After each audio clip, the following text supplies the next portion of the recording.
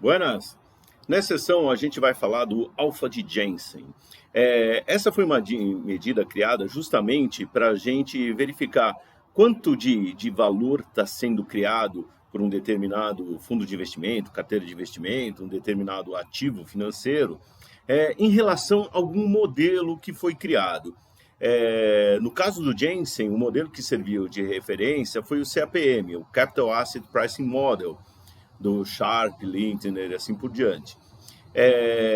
E ele depois serviu de base para outras medidas ou outros alfas, então o nomezinho alfa ficou por aí, que emprestam outros modelos diferentes do CAPM para tentar medir justamente o quanto de valor é criado.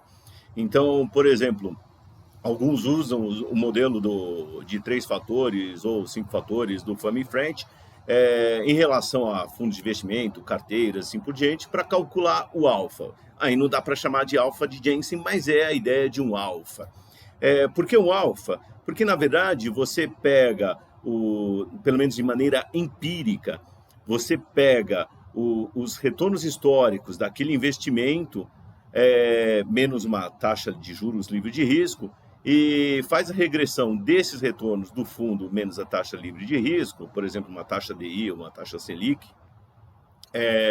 contra esses fatores que você acredita que influenciam vamos dizer, o mercado ou influenciam de forma natural a rentabilidade desse fundo de investimento, dessa carteira de investimento, que, por exemplo, é a sugestão dos fatores do Famifrance.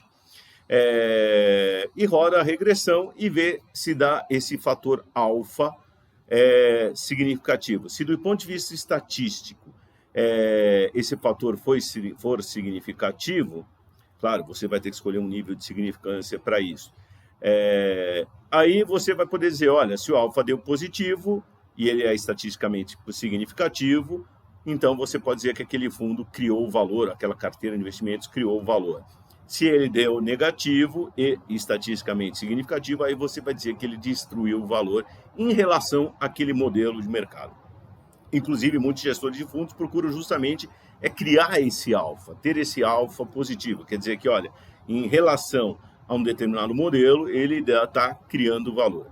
E ele é uma medida de desempenho que a gente chama ajustada ao risco. Por quê? Porque normalmente o modelo que serviu de referência, no caso do Jensen, o CAPM, é um modelo que diz qual que deveria ser o retorno esperado daquele ativo para um determinado nível de risco, que é medido pelo fator beta. Então, o retorno dado pela CAPM já é um retorno ajustado ao risco, um retorno esperado ajustado ao risco, no caso o beta, e o alfa está dizendo quanto de valor você está criando a mais ou destruindo em relação àquele CAPM, aquele retorno esperado que o CAPM está provendo. Por isso muita gente gosta de olhar e está buscando alfa aí nos seus investimentos, na sua carteira. Então vamos ver aqui do ponto de vista teórico como que foi o desenvolvimento do alfa, e também a gente vai ver de maneira empírica através de um exemplo no Excel, que é o mesmo exemplo que a gente já vem desenvolvendo nos outros vídeos, como do índice de Sharpe, Trainor e assim por diante. Então, vamos lá. Então, tá aqui. Eu tenho o modelo aqui do Jensen, e aí eu vou ter o CAPM. Então, eu vou colocar aqui um CAPM. Então, aqui no CAPM, eu posso escrever o retorno esperado aqui de um determinado ativo I. Então, esse daqui,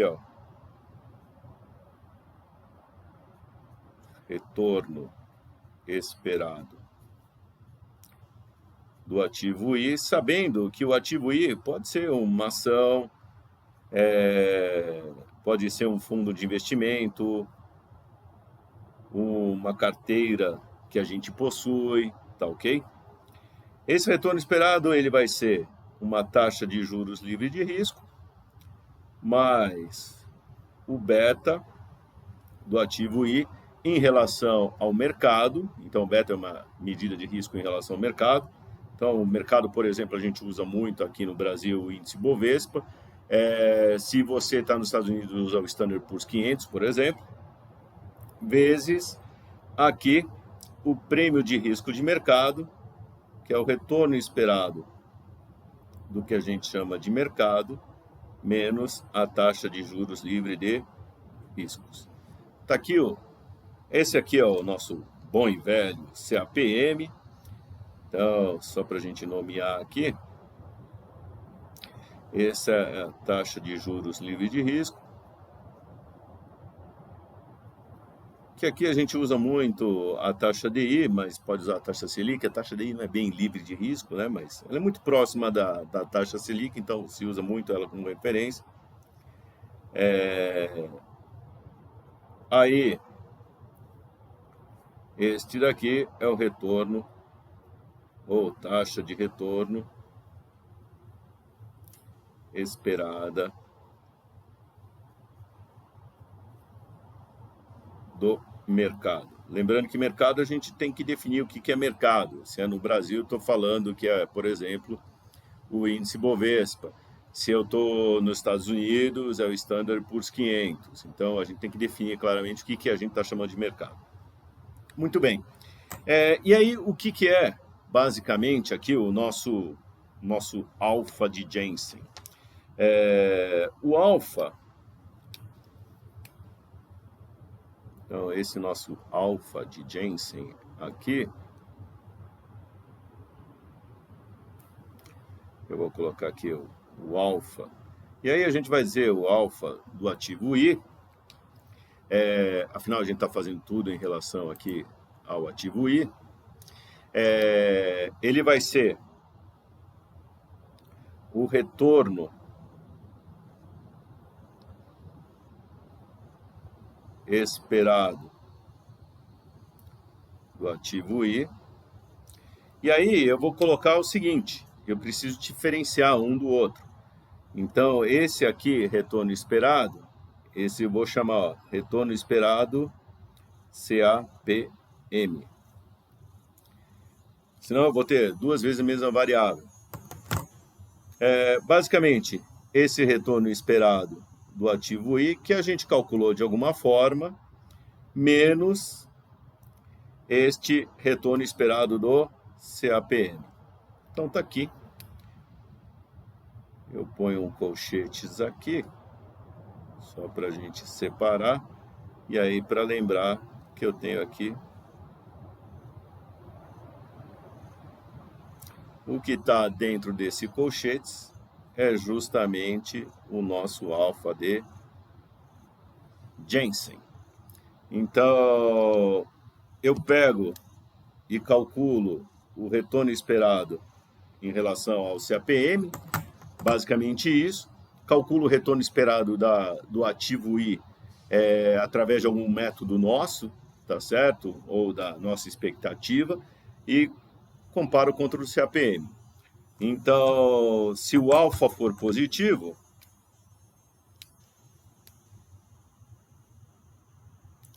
então, se esse alfa aí for maior do que zero, aí a gente diz que ele criou o valor.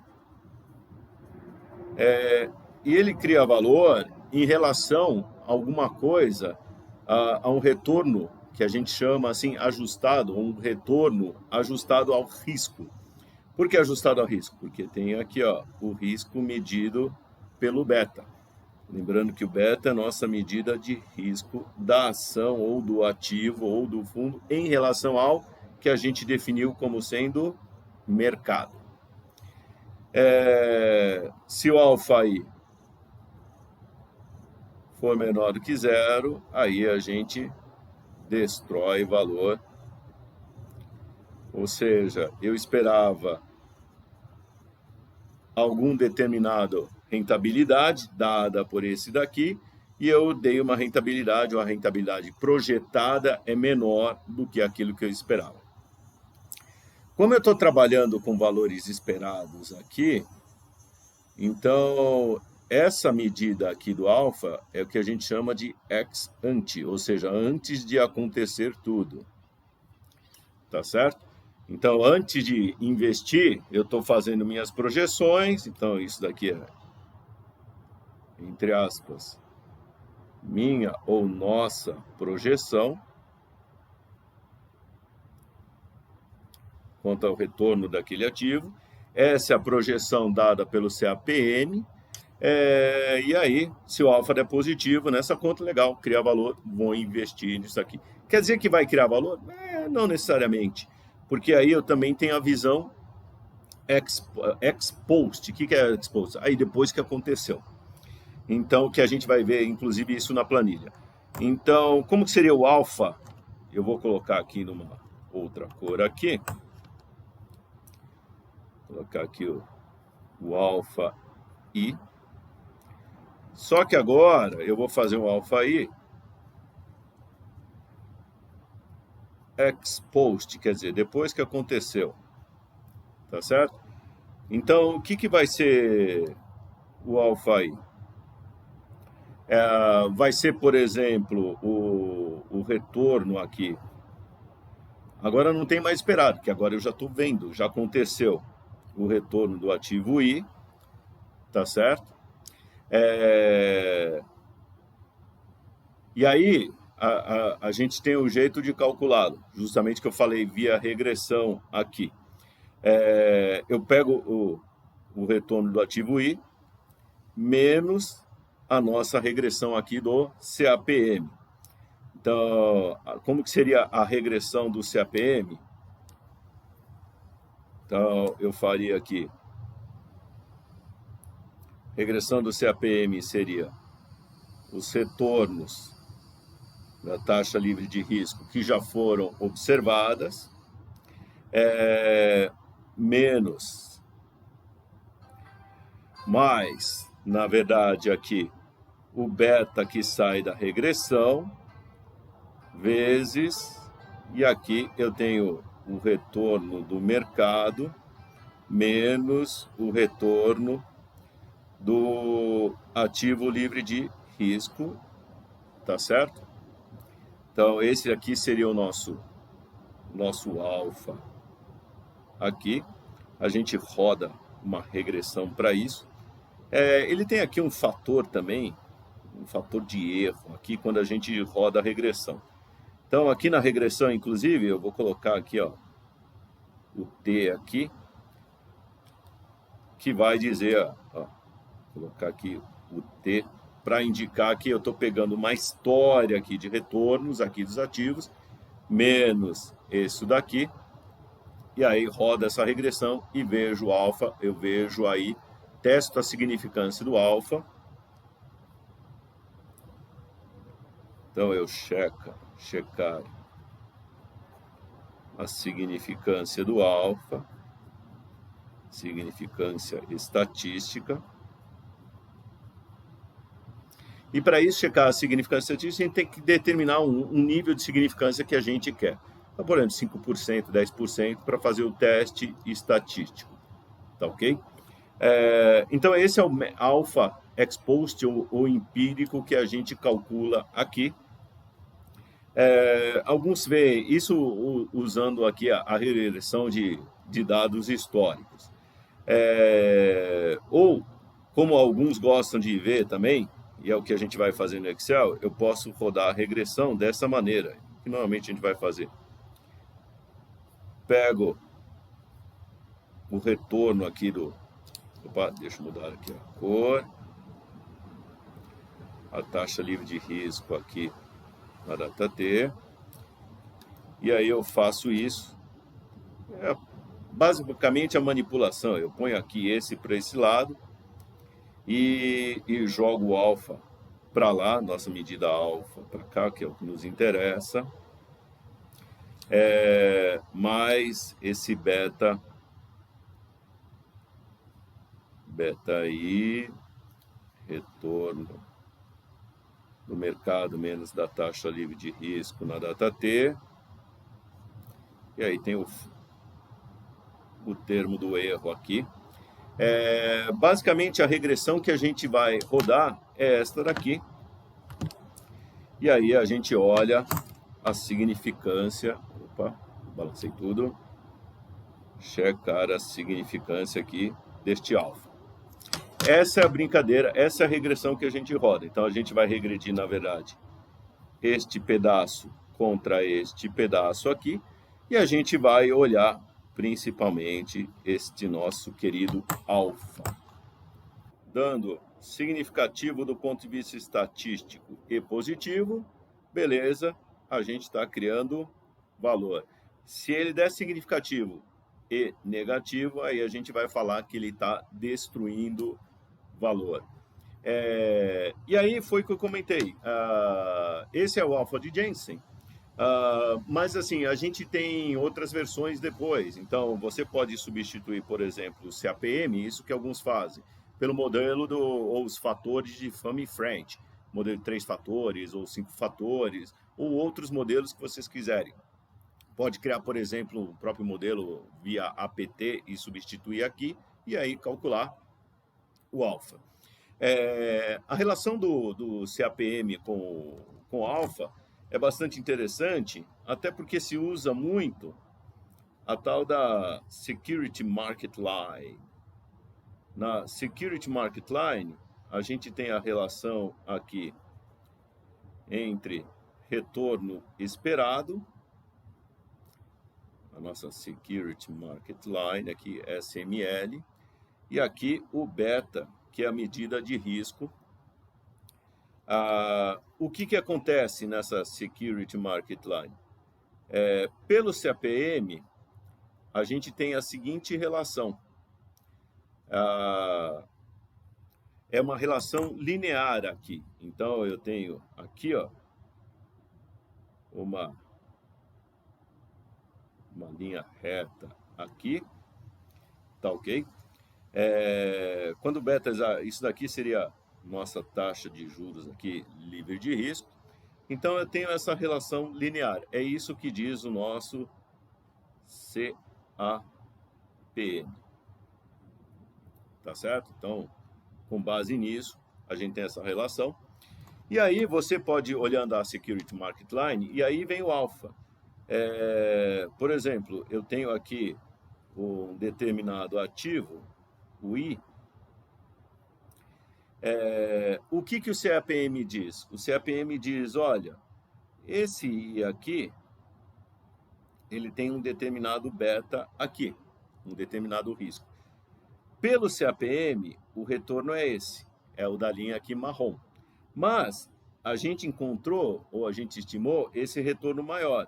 Então, eu tenho uma criação de valor aqui. Esse é o alfa, que é, nesse caso, maior do que zero. E aí tem mais uma coisa que é importante. Se eu tenho essa relação aqui, vou usar uma outra cor aqui, vou usar o verdinho aqui. Se esse alfa der significativo, quer dizer que o ativo está subavaliado. O que quer dizer que o ativo está subavaliado? Quer dizer que ele está barato, eu deveria comprá-lo, porque ele dá um retorno maior do que a gente esperava. Então, quer dizer que eu estou achando que ele vai crescer mais, tá certo? Do que deveria. Então, puxa, o que deve acontecer com ele é que ele deveria estar subindo de preço. Por que ele vai subir de preço? Porque eu achei esse retorno aqui de cima. Mas, pelo ser, eu acredito no CAPM, o retorno deveria aqui. Então, ele está com um preço menor e o preço dele tem que subir para a rentabilidade ou para o retorno esperado se ajustar ao do CAPM. Essa é a dinâmica. Então, nesta situação, o alfa positivo, o ativo está subavaliado, ele deve subir de preço, deve crescer mais do que a gente espera. Por que ele tem que crescer mais? Porque eu espero que ele chegue na linha marrom, e para ele chegar na linha marrom, o preço tem que subir, e aí o retorno esperado cai. Afinal, é o seguinte, eu tenho o preço hoje e tenho minha projeção de preço futuro. Se eu tenho esse retorno esperado e o que deveria ser é esse outro, então o preço tem que subir. A projeção do futuro está lá fixa.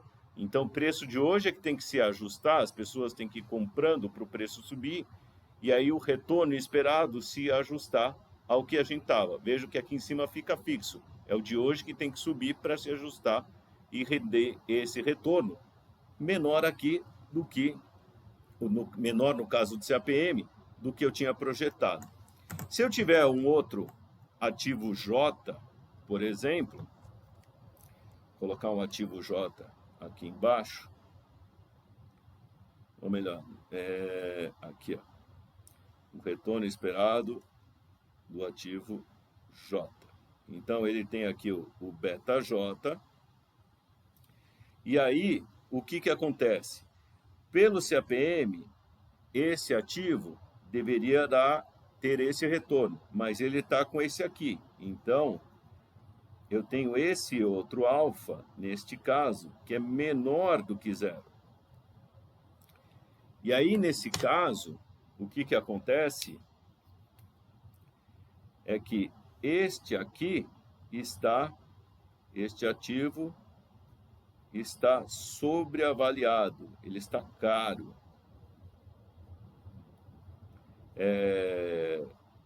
Ou seja, eu espero que o preço dele caia.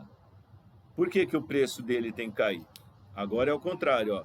Eu tenho o retorno esperado aqui, ou melhor, o preço lá futuro projetado aqui em cima, e o retorno esperado está aqui, está pequeno. Para o retorno esperado aumentar, o preço tem que cair. Então, ele está sobreavaliado, ele tem que o preço cair para o retorno esperado aumentar.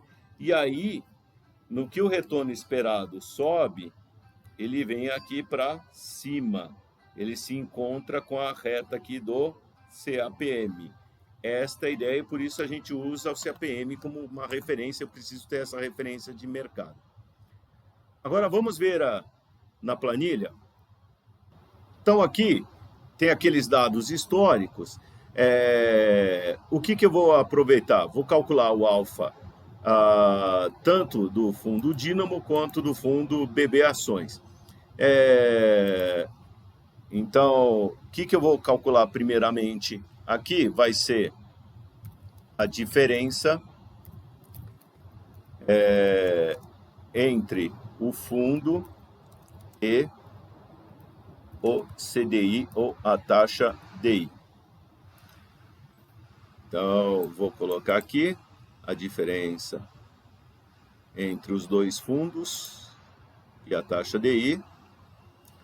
Aumentar aqui um pouquinho para ficar melhor.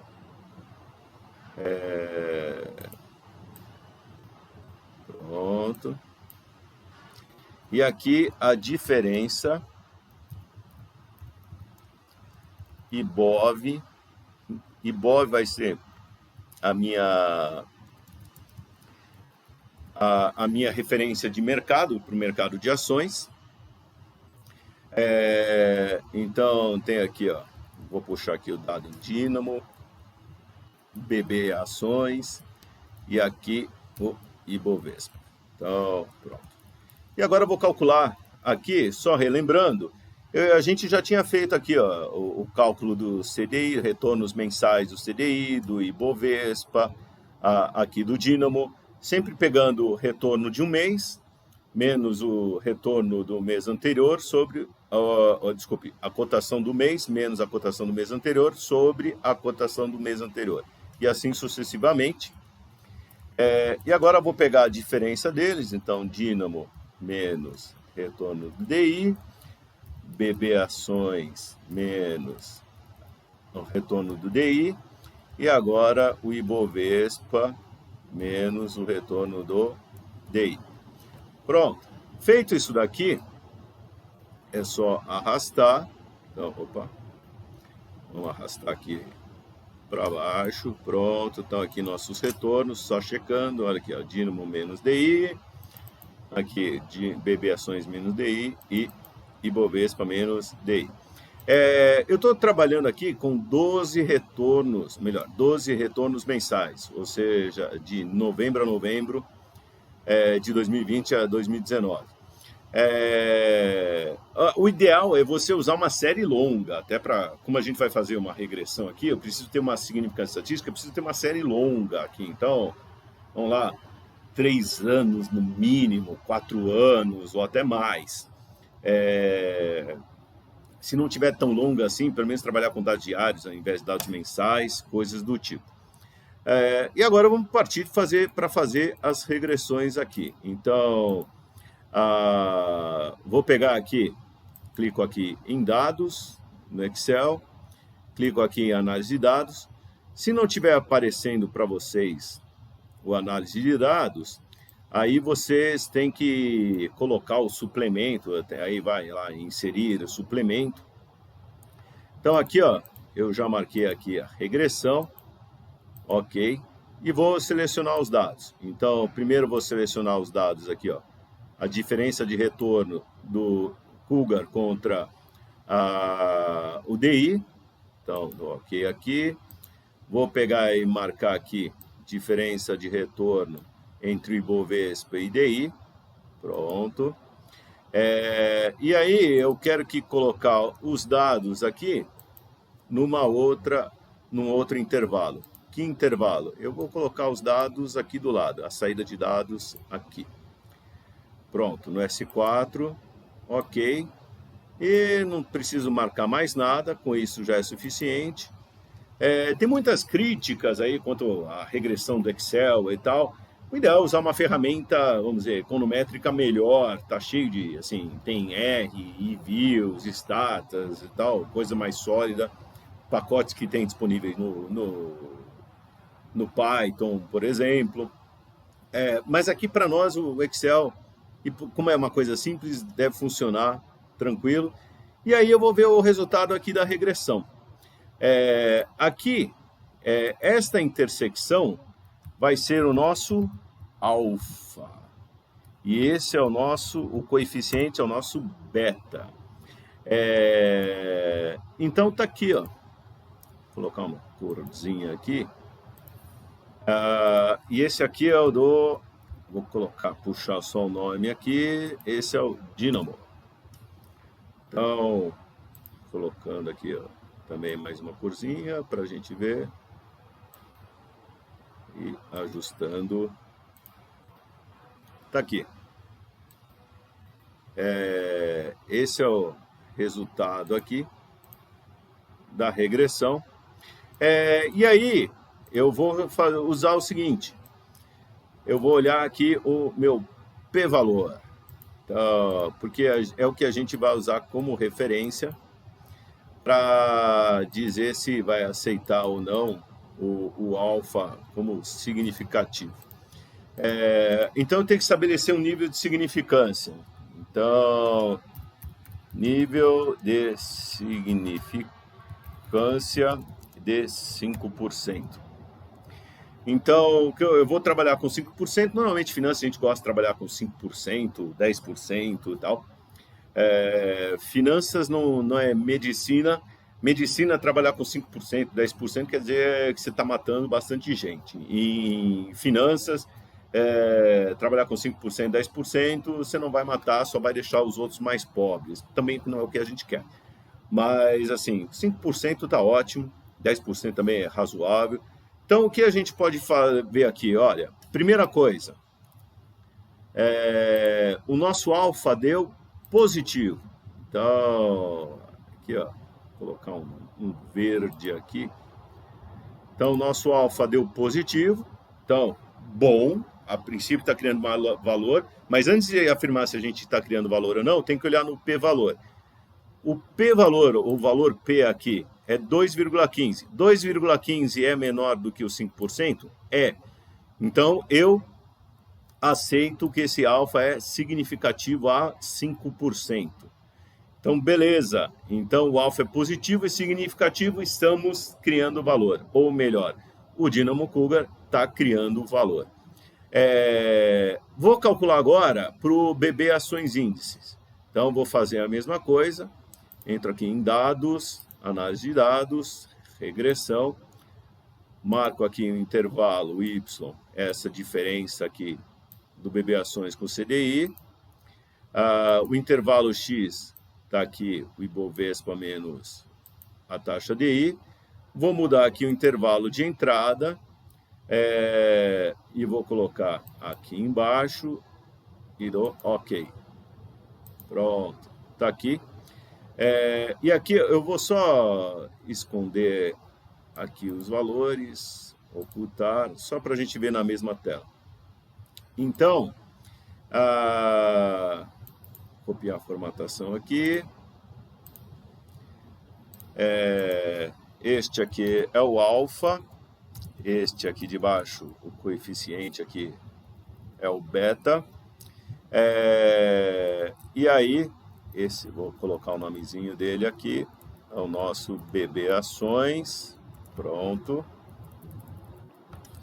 E aí, o que a gente vai ver é o seguinte: o alfa do BB Ações deu negativo. Então, vou mudar a cor agora, não é mais verdinho. Então, a coisa é uma cor vermelhinha. Diminui o número de casas aqui. Então, o alfa deu negativo e ele deu também, vou usar o mesmo nível de significância, até para comparar aqui. Então, o valor P do alfa deu menor do que 5%, então eu aceito, digo que esse resultado ele é significativo. Então, o alfa do índice, ou melhor, do BB Ações Índice, ele deu negativo e ele é significativo. Quer dizer, a gente está destruindo o valor. Na verdade, nesse BB Ações Índice, eu escolhi de propósito, porque ele já deve ser um fundo que deve ser destruidor de valor, entre aspas, em relação ao Ibovespa. Porque ele, na verdade, é indexado, ele cola no índice Ibovespa. Só que ele cobra uma taxa de administração, que não tem lá no índice Ibovespa. Então, naturalmente, ele deve ficar um pouquinho abaixo, ele deve ter um comportamento muito próximo do índice Ibovespa, é o que a gente já constatou olhando o tracking error dele, por isso a gente tem que ter várias medidas de desempenho, mas ele destrói um pouco o valor, por quê? Ele tem uma cobrança de taxa, por isso o alfa dele é negativo, é um pouquinho negativo, tá certo? A gente pode colocar o alfa até em formato percentual, já que a gente está falando de retornos. Então, a gente pode falar aqui que o alfa do Dínamo cria 2,35% de valor em relação ao CAPM, e o BB Ações, ele destrói 0,11% de valor em relação ao CAPM. Okay? O que já era esperado, porque esse é um fundo indexado. Pessoal, esse daqui, então, é como que a gente calcula o alfa de maneira empírica, ou seja, o ex-post com os dados históricos, checando sempre a significância para informar qualquer coisa. Outra forma de calcular o alfa é usando a função PROGLIN do Excel, que vai fazer o equivalente que a gente fez com as regressões. Então, eu pego aqui, o primeiro parâmetro é o Y, que seria o retorno do fundo menos da taxa DI. O segundo parâmetro é o X, que é o retorno do Ibovespa contra o DI.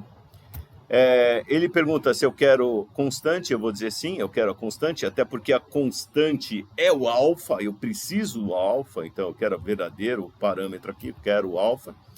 E aí eu preciso analisar a estatística para dizer se é significativo ou não. Então aqui, também quero ver a estatística adicional. Dou Enter aqui, e aí ele já me coloca aqui no PROGLIN. Deixa eu só travar aqui o painel, pronto, para não perder aqui. Só vou mover, melhor, deixa eu apagar isso daqui que eu não estou precisando agora no momento. Então, aqui o que ele vai me passar? Esses aqui são os coeficientes. Esses daqui, ele é o que a gente chama de erro padrão. Repare que ele dá os mesmos valores aqui, Esses valores são os mesmos que a gente está vendo aqui. Esse é o tal do erro padrão. Só que ele não me dá a estatística T, assim, ele não me dá o p-valor e nem a estatística T, e eu preciso deles, que estão aqui. Então, eu vou mostrar como calcula aqui a estatística T e o p-valor. Então, para calcular a estatística T é fácil aqui. Eu pego, na verdade, o coeficiente e divido pelo erro padrão.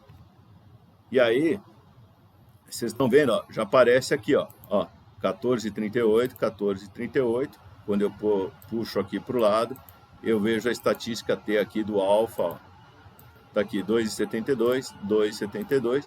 E o p-valor, aí eu vou usar essa função aqui, dist ponto T ponto BC, bicaudal. E aí eu informo o primeiro parâmetro, a estatística T, porque o valor P, ou p-valor, sai dessa estatística T. E aí eu dou o grau de liberdade. Quantos graus de liberdade eu tenho? Aí eu faço o seguinte. Eu conto os números de retornos, aqui, que são 12. Então, põe aqui um continuum, que é para contar o número de retorno. São 12 retornos mensais, menos 2. E aí, estão os valores. Pronto, puxo para cá. Está aí o nosso valor, o nosso p-valor, melhor dizendo. Aumentando aqui o número de casas. Está aqui, ó. Vocês estão vendo que está batendo direitinho com a gente tem aqui. Então, está aqui, ó. Eu tenho o alfa. Tem aqui o nosso... Tá. Não é para pagar minhas coisas aqui, não. Então, tem aqui o nosso alfa. Vou colocar aqui a formatação. E o p-valor. Usando a função progilin, eu usei, ó, a função progilin, projeção linear, que é uma regressão linear. Então, não precisa, quem quiser fazer uma planilha mais automatizada, sem ter que entrar em análise de dados, assim por diante, pode usar a função progilin com esses parâmetros, só que tem que lembrar de fazer esses cálculos adicionais aqui da estatística T e do p-valor, ou já pode até pegar o valor da estatística T e jogar aqui dentro da distribuição para calcular o p-valor, e aí fazer a comparação sempre com um determinado nível de significância. Muito bom, pessoal. É dessa forma que a gente calcula o alfa de Jensen, tanto ex ante quanto ex post. Ele usa como referência o CAPM, então quem quiser conhecer mais, antes de sair calculando o alfa, dá uma olhadinha lá no CAPM para entender melhor. E aí olhar sempre uma medida interessante, porque ele não dá somente uma medida de desempenho, mas dá uma medida de desempenho já ajustada ao risco.